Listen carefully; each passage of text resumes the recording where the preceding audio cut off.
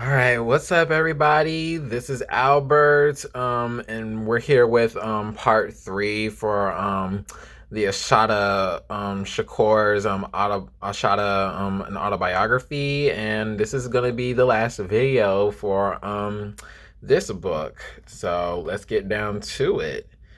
So we left off, and we're on chapter 13 now. So we're going to be doing chapter 13 all the way to the postscript, which is after chapter 21. But there's a lot of short chapters in this section. And so chapter 13, it starts off with Ashada remembering when Martin Luther King Jr. Got assassinated, and that like kind of fueled her spirits to join protests even more. Like there was even at one point she was a part of a riot and stuff like that. And she got into this place where she said, I just can't she felt this rage. Like she said, I am tired of watching us lose. They kill our leaders, then they kill us for protesting. Protest revolution. If it exists, I want to find it. Bulletins, more bulletins. I'm tired of bulletins. I want bullets. So I'm thinking bulletins. She's talking about funerals and stuff like that. The bulletins that you have in homegoing services. But she wants action. She wants something to be done about it, and she's like tired of mourning, which is pretty much literally black trauma and black death and stuff like that, and how that when it came to like police killings of black people, like a lot of people are just tired of these injustices that are happening. And yeah, that was literally just a side note introduction to how she started to get into even more movements and starting to make relationships with people that are focusing on liberatory politics. And she talked about when she got married, and she realized that marriage pretty much wasn't working out. Like she was talking about how spaghetti was the only thing that she could cook, and her husband had like all these expectations of a domestic housewife and stuff like that. And apparently it just got to the point where they're just better as friends. So it was a short note. Like she didn't like have a whole chapter dedicated to the marriage, but it seemed like they were still good friends and stuff like that, even though they had like different ideas of how a marriage should be. And then she went to California, and then she made some friends with the some people from a black student union. I don't know if it's in University of California, Berkeley. Yeah, I think she was in Berkeley and San Francisco. She was in that area, and she met some people while she was in Berkeley. She got to read Mao's Red Book, so she got into Maoism and stuff like that. But then she learned about also Che Guevara, and she learned more about U.S. imperialism, such as what was going on with the Vietnam War, and she also learned about Cambodia and South and Central America. And yeah, she talked about her experience being in California and the California scene, like how it's pretty much the quote unquote progressive state. Like she got to meet white radicals, hippies, Chicanos, blacks, and Asians. And yeah, she got to know more about pretty much interconnected struggles between not just within black people but with other people of color, and how white supremacy is affecting Mexicans and Asians and stuff like that, and pretty much saying that we all have a common enemy and stuff like that. And she was trying to learn about she got to be in Alcatraz, so she learned about the Native Americans that were settling in Alcatraz. and she pretty much got and learned about Native American history, and she learned how this thing called scalping, she was taught that it was an old European tradition, and then she realized it was a lie. Like, it turns out that it was literally something in that was a part of Native American history and culture, and they pretty much invented and pretty much told the real truth, and the oppression that Native Americans were going through, and yeah, and then she was trying to learn about the Red Guard. It was this pretty much this radical group, I think, of Asians. And she was also learning about the Chicano movement and Cesar Chavez, and how he wasn't just fighting for farmers' right, but the Chicano movement, it was literally a labor movement. It was tackling things like employment and food security. So fighting for farmers' rights was a thing. I forgot what book I was talking about the importance of farming. I think it was New Jim Crow. They're talking about the discrimination that Black farmers were facing, and yeah, and talking about the importance of them and their struggles. And then she was with her friends that she made with in California, the Black Student Union people, and they were at a park, and they were trying to just spend some time with each other. And then they were smoking reefer, talking politics and exchanging experiences. But then both of them saw that police officers were harassing hippies at the park, and then there were these two Asian men that pretty much got them out of the park, because when it comes to Black people and drugs, they pretty much had no choice but to get out of the park and with the police officers. And they pretty much talked about how you have to be strategic when you're trying to do things that is deemed unacceptable in society, such as smoking reefer. So thinking about marijuana nowadays, and how there's so many arguments for and arguments against it.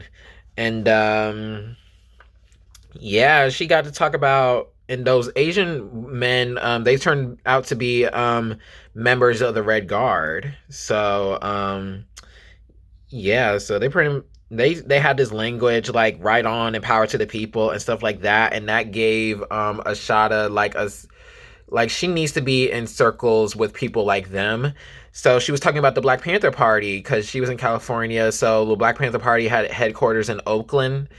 And she pretty much learned about it was not common knowledge about what Huey Newton and Bobby Seale were doing, and she was talking about how she was impressed with them trying to fight for their right to own guns and have Black people have Second Amendment rights, and they were holding guns in this, I think it was the Senate, and yeah, and she was pretty much talking about how she appreciated what they were fighting against. They were fighting against oppression and capitalist imperialist oppressors, and pretty much delve into Black liberation struggle.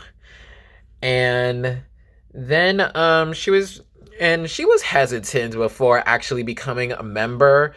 Like, she was going through the headquarters, and she was talking about how nice everyone was. Like, she said she felt like a sister, and but she was still like hesitant and stuff like that. And after the conversation, she said, right when I go back to New York, and I'm done with California, I'll join the Black Panther Party chapter in Harlem or something. Yeah, I think it was in Harlem. It was a New York chapter, and that the Black Panther Party also had, because they had chapters pretty much throughout the United States. There was a chapter in Illinois, and I know Fred Hampton was in there. There's a probably like there's a chapter in Baltimore. And those of y'all who don't know Eddie Conway, he's a former Black Panther Party member and Maryland, and yeah, so she also talked about the Panther 21 trial. So for those who don't know what the Panther 21 trial was about, it was literally Black Panther Party members. It was 21 of them. Both of them pretty much were accused of bombing, and there were some conspiracies that were going on. And apparently, it was proved that the police officers were trying to set them up and stuff like that. So I think eventually all of the Panther 21 people that were accused were free. And she talked about the Soledad brothers. So John Clutchett, Fleta Drumgo, and George Jackson. And she was talking about Jonathan Jackson, who was George Jackson's brother. And George Jackson is Black August, so he was a political prisoner. The Soledad brothers were political prisoners, but they had an uprising in I think it was the Attica prison, and all of them got killed by a white security guard, and Jonathan Jackson was trying to get his brother out of there, and then Jonathan Jackson got killed, and Angela Davis was accused to giving Jonathan Jackson the gun, and she was also charged for kidnapping.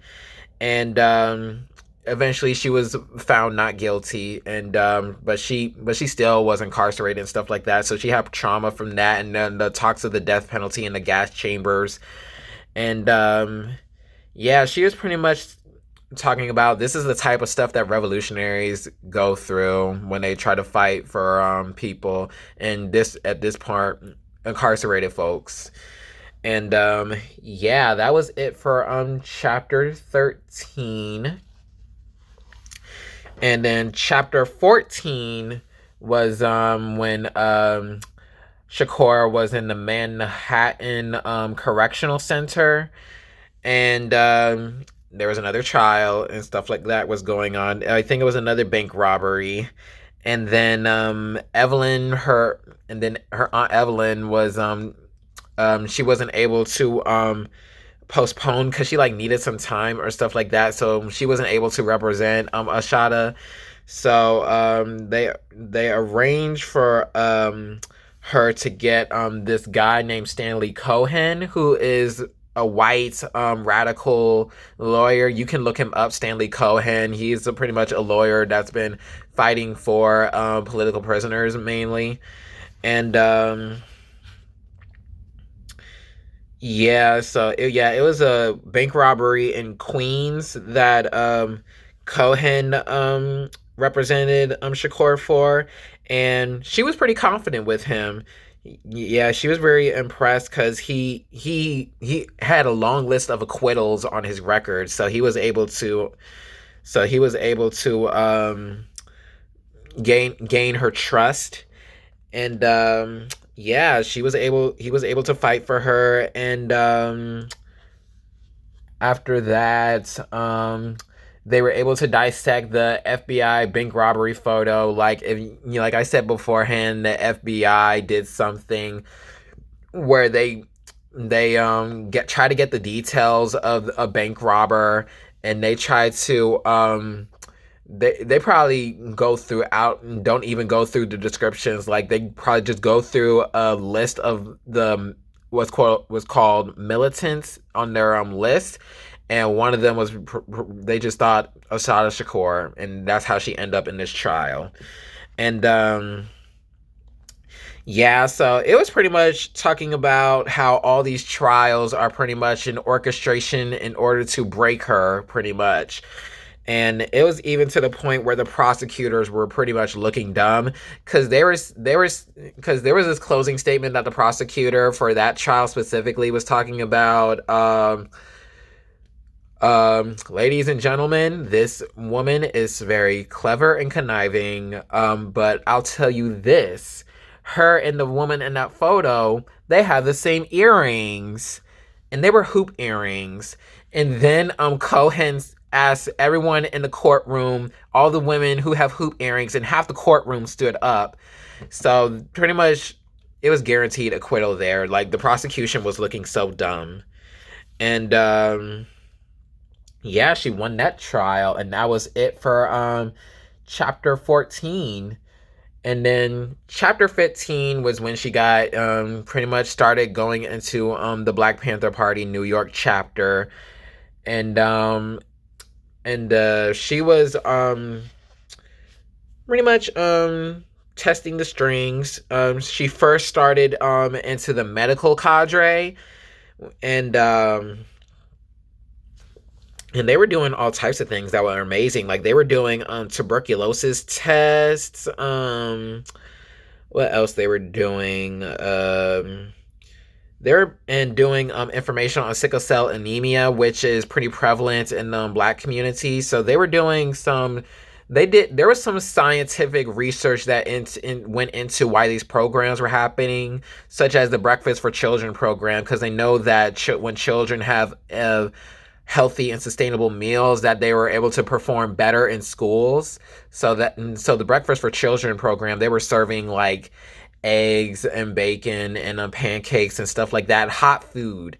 And so yeah, she was talking about how her experience working in the medical cadre, and the head at the time was she was helping with the Panther 21 case, and then the police was pretty much harassing her. So apparently the work Assata had to eventually do a lot of the medical cadre work, and then they eventually found another head of the medical cadre named Alewa, and she was pretty much talking about how she was inspired by Alewa's work ethic, and pretty much talking about how we rely so much on these people. You just have to appreciate them sometimes. Make sure you uplift them with the work that they do.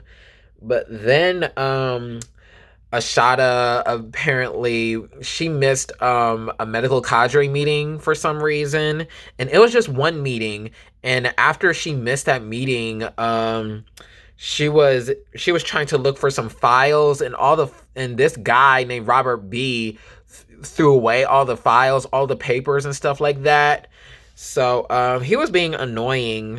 So she was pretty much talking about the men. She was pretty much critiquing the men in the party, how they were giving this black macho image, like I was talking about in Michelle Wallace and the Myth of the Superwoman, Black Macho,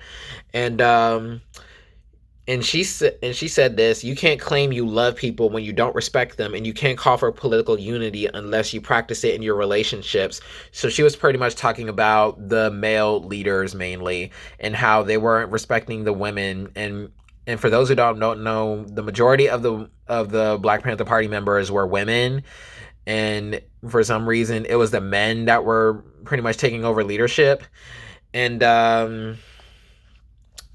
yeah, she was pretty much talking about how annoyed she was doing. So they expelled her from the medical cadre because she missed that meeting. And the Robert B, he was a leader, so she expelled her from the medical cadre, and then she got moved to the Breakfast for Children program. So I think that was like the punishment, serving breakfast.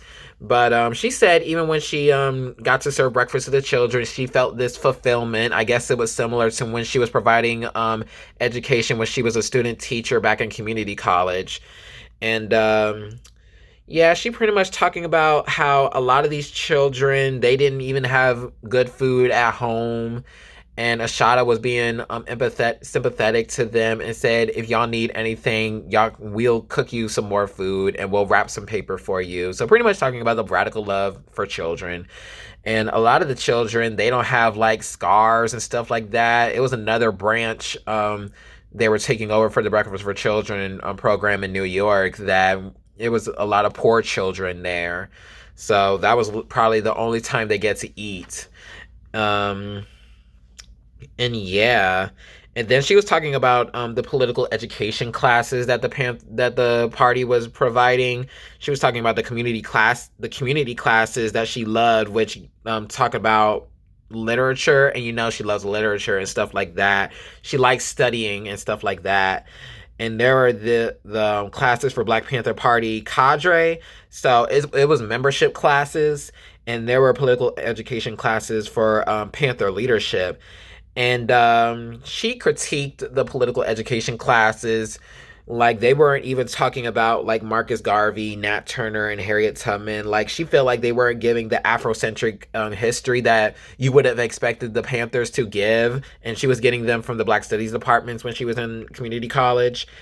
And the truth of the Civil War and stuff like that. And yeah, she was pretty much talking about how she was giving these critiques of leadership, like Huey Newton. She had some critiques of like what he's been praising because of what he was talking about, because he's known for coining communalism. And they were talking about how the Panthers said they're intercommunalists, but they're not internationalists. And Assata said that pretty much defeats the purpose of what the theory that you're trying to do, because you have to know about not just what's going on in the United States. You have to know what's going on throughout the world. You need to talk about imperialism and pretty much oppression that's going on in countries other than the United States, and make these connections. And she got a lot of flack for it. She got a lot of backlash from it, and it's this thing where they don't know how to take accountability and stuff like that. And she was talking about Zayd, who was one of her friends, and Zayd was like one of the only men in the party that she trusted, pretty much. And he has this a wonderful personality. Like whenever there's a gathering, he was willing to cook, and when there's already dinner made, he was willing to help clean up, and he was able to hold the men in the party accountable and stuff like that. And he didn't have this black macho image, and he always treated the women with respect. And that's pretty much how their friendship came off. Like some women were talking about like their dating and stuff like that, when they weren't. They were just really good friends. And yeah, that was pretty much Zayd. And he was also in leadership, and he was like the Minister of Information. And pretty much talking about experience working with him. And I think that was it for Zayd. And he was pretty much a significant person in her life. And then she was talking about the offices in the party, the offices throughout the party, how they have to pretty much watch out for the state and the FBI and stuff like that, because they have feelings that police would break in and wreak havoc and stuff like that. Because she was talking about the why hypervisibility for movements like this can be damaging. So self-defense and stuff like that. Like she has some support for it, but she also has some critiques of it. So she was talking about like you can't expect to really necessarily stop the state when they have all these material goods to stop us and stuff like that, because there was this sense of paranoia when it was going on in the party offices. And they even boarded up windows and stuff like that. Like it was getting to the point where it was interfering with the work that they were doing. And they were reading newspapers. Like this is when COINTELPRO, they weren't known about it, but this is when they were in operation and stuff like that. Like Panther Party members, they were getting like fake letters from each other. And it was these phone calls that Assata been getting, and it was like some threats that they were getting, and it was there were like it was targets there. The COINTELPRO by the FBI is pretty much known to harass anyone that's in the counterculture movement. So Black Panther Party, for example, Malcolm X, Martin Luther King Jr., and other people that were in movements specifically. And it contributed to why Huey P. Newton and Eldridge Cleaver, they had some a beef between them.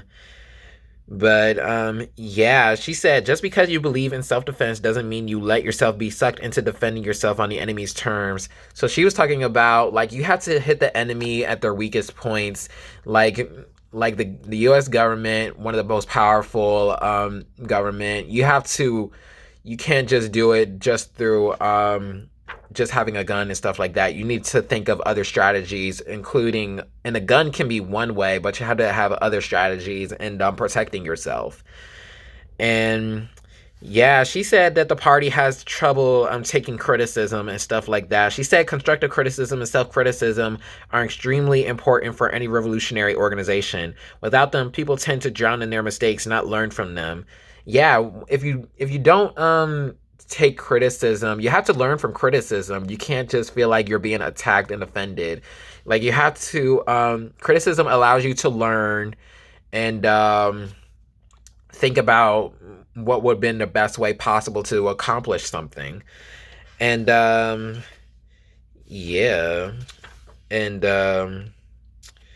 she said, like, it was getting too hectic in the party. She was talking about how this man named Cotton, he got hurt and needed to be sent to the hospital, and I think and she was getting to know him, and then he got to the hospital, and she was trying to help him out, get him to the hospital and stuff like that. And I think it was another day she was in the office, and people said, why did Cotton say you didn't do anything to help him?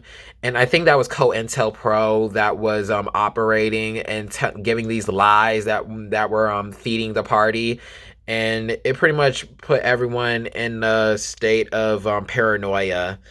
And she said that the party was a lot different from the party that I had fallen in love with.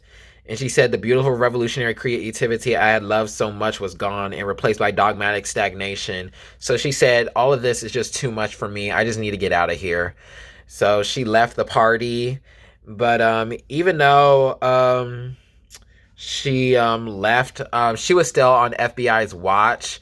So she was talking about how she tends to see, when she goes home, she sees police officers around like every corner and stuff like that. Like, she was in a state of fear. And she said there was these divide and conquer tactics that the FBI was putting onto the party. And I think that was I think that was it. It was a lot of surveillance that was going on, and it was to the point where she can't even go to her apartment, so she had to go somewhere else. So that's when and I'll get to the next point. She was talking about the importance of going underground, because she had to be undercover, she had to be in disguise, she had to hide in the railroads and stuff like that. Like, it was important to be undercover and be in disguise when you're trying to fight for liberation. So that's literally what she was talking about when she was critiquing the party's self-defense strategy. And and so that was it for chapter 15. So chapter 16, she was pretty much talking about hiding from the police, and she got this new letter that she needed to be called from questioning. I think it was either a newspaper or a letter, and she was like, why are they needing to questioning? So she knows that they're pretty much out to get her. So she was going to a friend's house, and this friend used to be in the party and left way before they were probably in under FBI surveillance. And she was pretty much talking about what Ashada needs to do, and you need to go to a safe place where they can't really find you. And it was literally something like out of a spy movie and stuff like that. Like um I can't fathom the fact that you're trying to join this organization and all this stuff was happening, and even when you leave the organization, like all this stuff is coming at you. So pretty much talks about how the state sanctioned violence and surveillance is literally it can literally break you, not even physically, but mentally, psychologically, and internally. And yeah, that was pretty much it for chapter 16. Yeah, at the end she was talking about how she was at the subway and she was looking at people, and she talking about her disguise, like she had to wear a wig because of the descriptions that were given in the newspaper about her needed for questioning.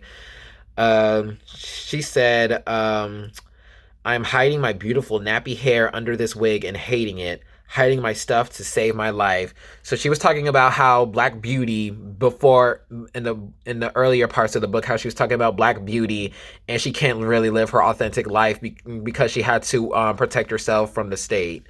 So it got to that point. And that was it for chapter 16.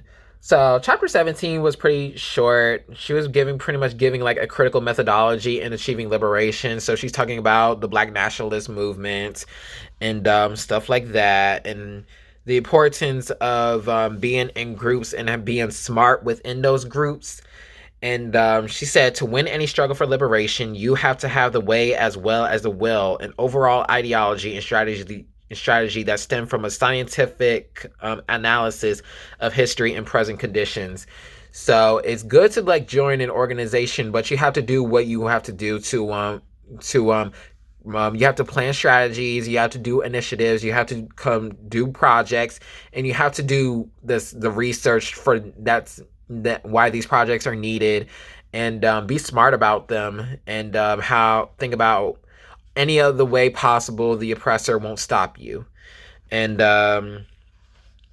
yeah, she said our most important battle was to help politically mobilize, educate, and organize the masses of Black people and to win their minds and hearts. And she pretty much, should be the goal for any Black person, and do whatever you can to support the struggle. And she says, I'm not saying that we shouldn't feel anything, but decisions can't be based on love or on anger. They have to be based on the objective conditions and what is the rational, unemotional thing to do. So yeah, you have to take this collective approach and do whatever you're capable of doing. And if you have the privilege to do it, you have to do it. Like, we have nothing to lose but our chains, literally. And that was it for chapter 17.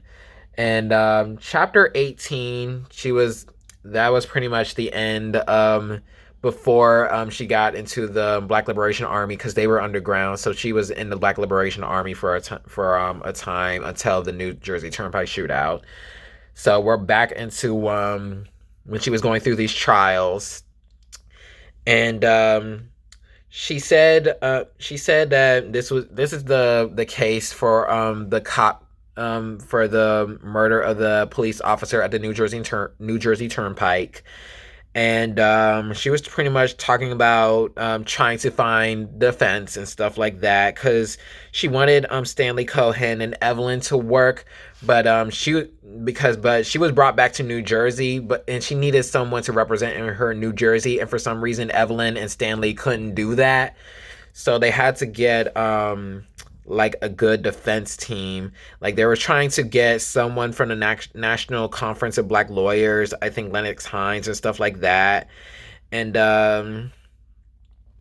they were also trying to get this guy from Mississippi. Like, and it was so weird. Like, the judge for some reason, and the state, not even just the judge, but the judge and the state were refusing for any way for Assata to get a good defense and stuff like that.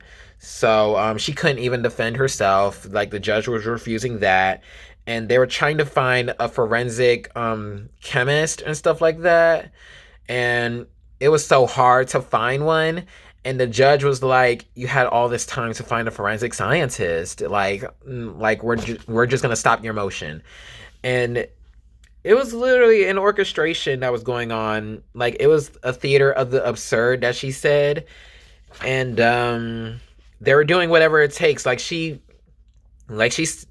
trying to she said, like, all these acquittals are like getting over my head, my ambition and determination to go through this trial. And now it was looking like there was no way she was going to make out of this trial. Like, she was going to be found guilty and stuff like that. And it was at one point where Stanley Cohen was able to make progress and find a forensic scientist, and it was able to find a lawyer for her. But for some reason, after Stanley visited Assata, when he was home a few days later, he was found dead, and all the legal papers were taken, and they said the police said they were using the papers for evidence for his murder, for whatever reason he's dead, because they don't know the cause of death even to this day on how Stanley Cohen died. And she said, "This is so fishy. Like, it sounds like a horror movie." And yeah, Evelyn tried her best to obtain any evidence that would have helped, and it was so hard. They can't find any scientific evidence, and they said they can try to prove this and that and the third, but literally, the judge, his name is Theodore Appleby, and he literally was harassing the case. Like, there was no way Evelyn was able to represent Assata. And who said this? Yeah, he said, during a press conference, Lennox Hine had the courage to call the trial exactly what it was: a legal lynching in a kangaroo court. So Appleby cited him for contempt, so he can't do anything. So that was like stopping his practices as a lawyer in New Jersey. So yeah, and then she was talking about how the day the trial began, it was the same day Gary Gilmore was had to face the death penalty. And he was the first person legally executed since the death penalty was struck down by the Supreme Court in the early 70s. And she was talking about Appleby, the way he was going through jurors, because I think it was a judge type of court where the judge had all the control, and it got to the point where it was an all-white jury. So it was literally like no way Assata could be acquitted. So yeah, she said, participating in the New Jersey trial was unprincipled and incorrect. By participating, I participated in my own oppression. I should have known better and not let dignity or credits to that sham. In the long run, the people are our only appeal. The only ones who can free us are ourselves.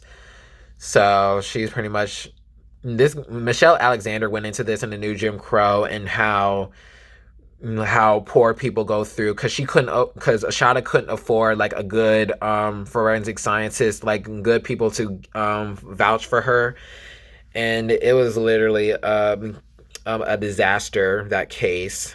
So that was it for chapter 18.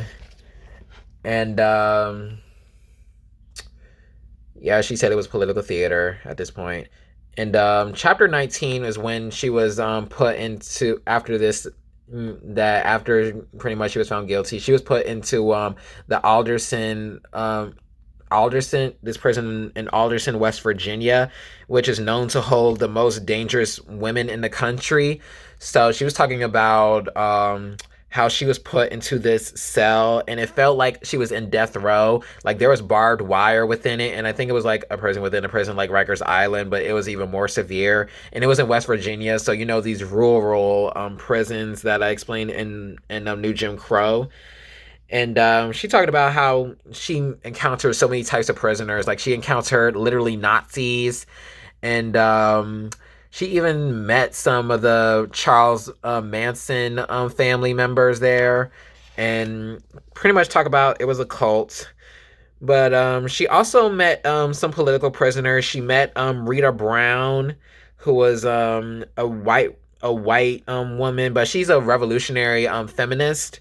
So she was pretty much they were pretty much having a discussion about how white mainstream feminism should be critiqued, and that feminism should be fought to the same degree as racism, should be fought for to the same degree as racism, against racism, and told how sexism and racism are generated by capitalist imperialist governments, and that women would never be liberated as long as the institutions that controlled our lives existed. And she talked about her respect for Rita, and she also met she was in an and then she was in and then there was this program that was implemented in the prison where she was able to do recreational activities and attend classes, and visit with other women in the prison. And she met a lot of black and poor women from DC, and a lot of them were criminalized for minor offenses in this jail that's supposed to hold the most dangerous women in the country. And she talked about how she eventually met this person named Lolita LeBron. So for those who don't know Lolita LeBron, she was a Puerto Rican woman, and she was fighting for the independence of Puerto Rico, and she got incarcerated for it. So she was a political prisoner in this prison, and they were in the same prison. So she felt some radical solidarity with Lolita, and how that gave her like a sense of hope.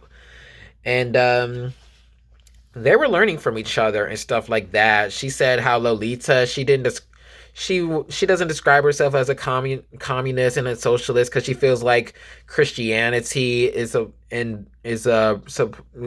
the strength, and she saw Christianity and socialism and communism as mutually exclusive, and someone introduced to them that it doesn't have to be the case. And it was this person named Mary Alice who introduced them to liberation theology. And y'all should learn about Black liberation theology and womanist theology. I'm gonna read some books by James Cone and Dolores S. Williams, Albert Cleage, and notable Black liberation priests. And talking about Jesus was a radical, and he criticized the wealthy, and cared about the poor. And this Bible verse, Matthew chapter 19, verse 24, it is easier for a camel to go through the eye of a needle than for a rich man to enter into the kingdom of God. So pretty much, Jesus was radical. And socialism and communism, you can see how these ideologies from Christianity can conflate with it. And then that was the end for chapter 19. So chapter 20 was when she was moved from the prison in West Virginia to the Clinton Correctional Facility for Women in New Jersey. And that's when she got a visit from her mom and her daughter. So she finally met Kikuya, and Kikuya was 4 years old at this time. And this was a heartbreaking chapter. So it talks about the trauma that children go through with incarcerated parents. And she said Kikuya was so upset. Like she said, why you need to be home? You don't need to be here, and you just left us and stuff like that. And Kikuya was fighting the bar. She was punching and stuff like that. And the shot said like she felt such emotion. She felt the emotional trauma that Kikuya felt. And she also noticed that her mom was suffering too, watching this happening. And it was an emotional moment that was going on between them. And then they were able to remove the bars, and Kikuya and Ashada were able to hug and stuff like that. Like you literally can see the trauma that a child was going through at the age of 4. And she wrote this beautiful poem for Kikuya. She said, "To my daughter Kikuya, I have shabby dreams for you of some vague freedom I have never known, Baby, I don't want you hungry or thirsty or out in the cold, and I don't want the frost to kill your fruit before it ripens. I can see a sunny place, life exploding green. I can see your bright bronze skin, and ease with all the flowers and the centipedes. I can hear laughter not grown from ridicule, and words not prompted by ego or greed or jealousy. I see a world where hatred has been replaced by love and me replaced by we, and I can see a world where you, building and exploring, strong and fulfilled, will understand and go beyond my little shabby dreams. So she was pretty much, it was a tribute to her daughter, and that was the end of chapter 20. So that was the end of that. And then chapter 21 was she got a call from her grandma, and she talked about how her grandma has these dreams, and she said how these dreams lead and become reality. Like, she had these visions, and she dreamt about her Ashada's mom becoming a teacher and Aunt Evelyn becoming a lawyer, and that came true. And it's like Psychic or something, and I'm thinking that it goes into Adrienne Marie Brown's pleasure activism about having it's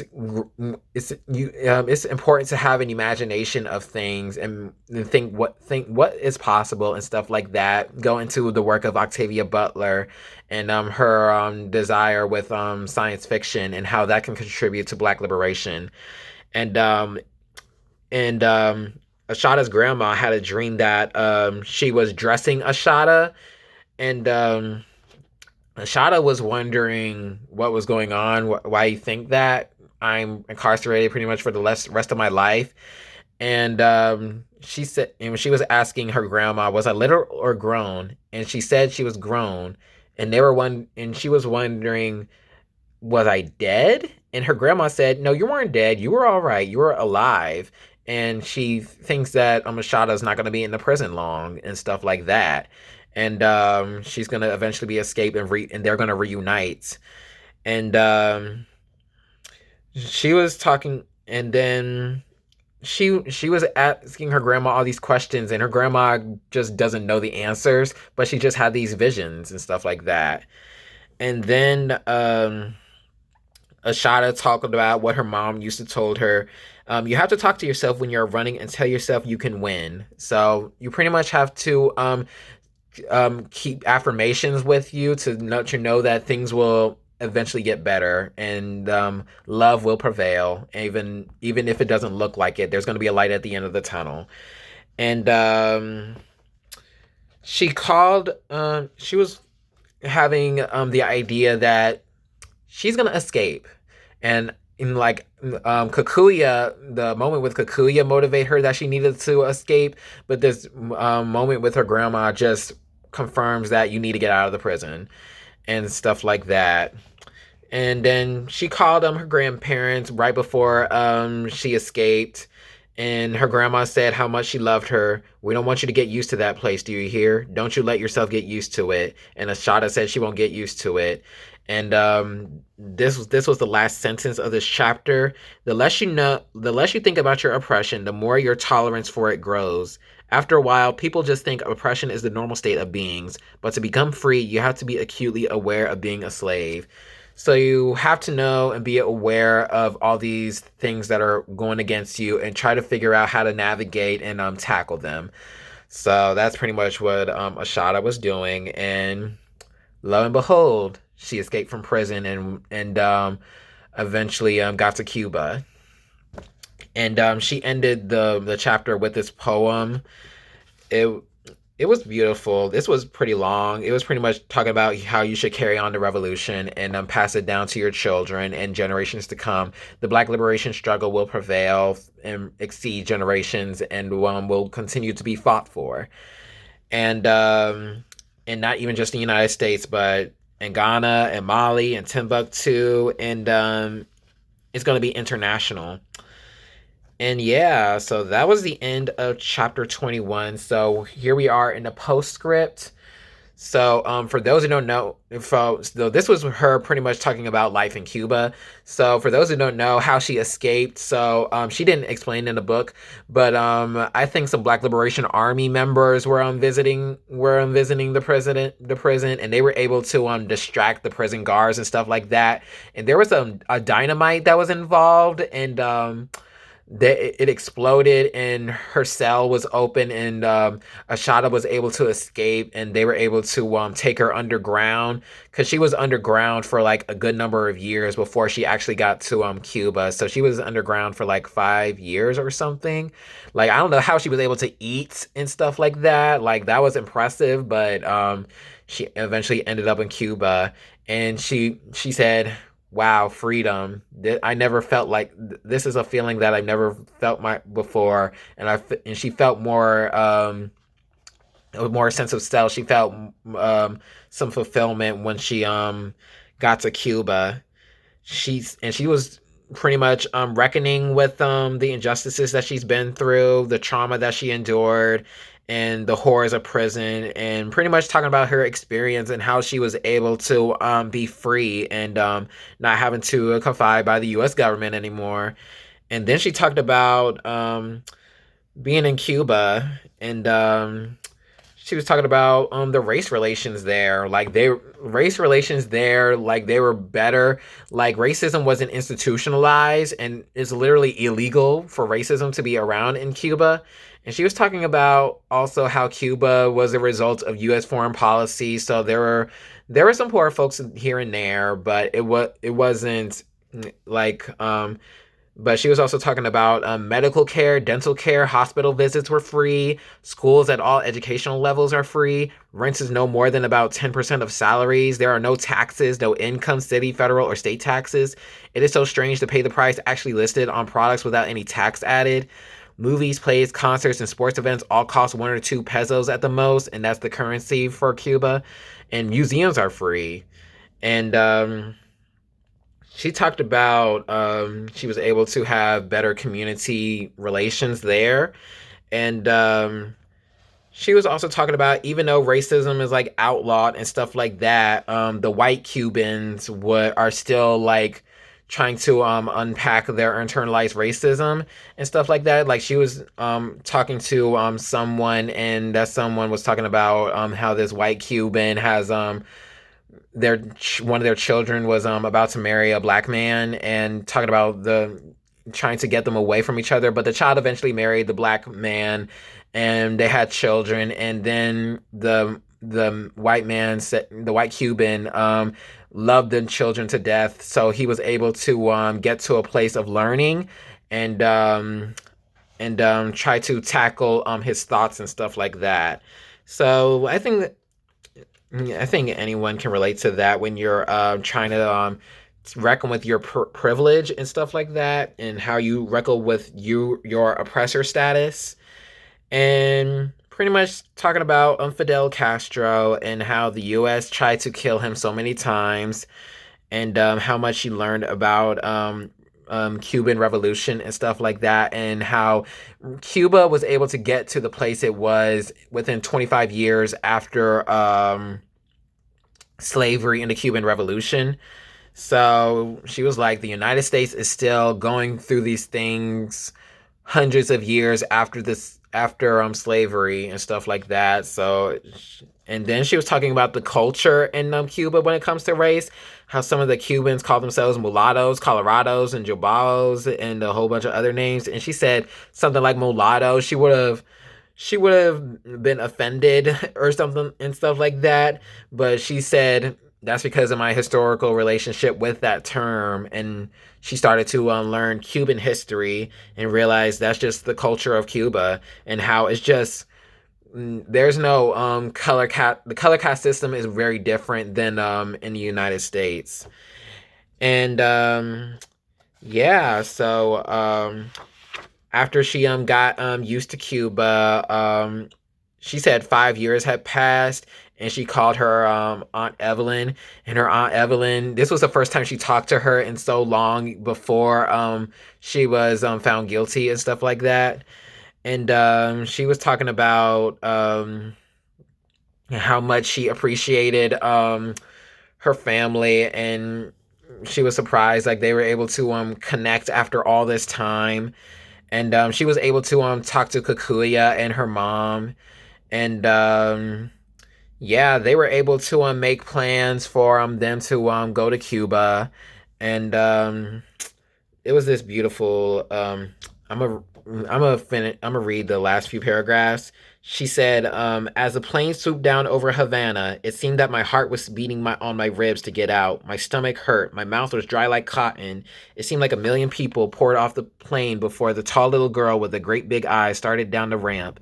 I could see my mother looking frail, yet so determined, with my aunt behind her, looking triumphant. How much we had all gone through. Our fight had started on a slave ship years before we were born. 10 million people had stood up to the monster. 10 million people only 90 miles away. We were here together in their land. My small little family, holding each other after so long. There was no doubt about it. Our people would one day be free. The cowboys and bandits didn't own the world. And that's pretty much, yeah, she was pretty much talking about all her, how much her and not even herself but her family went through, because she said Aunt Evelyn was had some harassment from the police. Her mom got some hectic interactions with the police. Like the FBI was literally harassing their family and stuff like that. So it talks about how incarceration, that Michelle Alexander explained, it doesn't even just involve the person that was incarcerated, but the family and those who are close to that person. So it's the stigma that's attached. But when they finally got to Cuba, they felt freedom like they never felt before. And that was a beautiful way to close off this book. So that's it for Ashata, an autobiography. Thank y'all for tuning in. Yeah, definitely recommend reading this book because it gives you a political consciousness that you'll become a different person. You'll become a different person after reading this book. And yeah, so thank y'all for tuning in and watching this series. So make sure you subscribe, like, comment, and or hit the notification bell, and follow my reading list on Instagram at Raisin Souls. Raisin as a Raisin in the Sun by Lorraine Hansberry, and Souls by the Souls of Black Folk by W.E.B. Du Bois. And follow my personal Instagram at IntellectualBert. I'll put everything on the description box below. And yeah, stay safe. Take care. Be blessed. And I can't wait for what the next book I'm gonna be share with y'all. And if y'all have recommendations, I'm fine with that. Make sure it's not problematic and stuff like that. Make sure we're actually gonna be learning from it. And yeah. And thank you.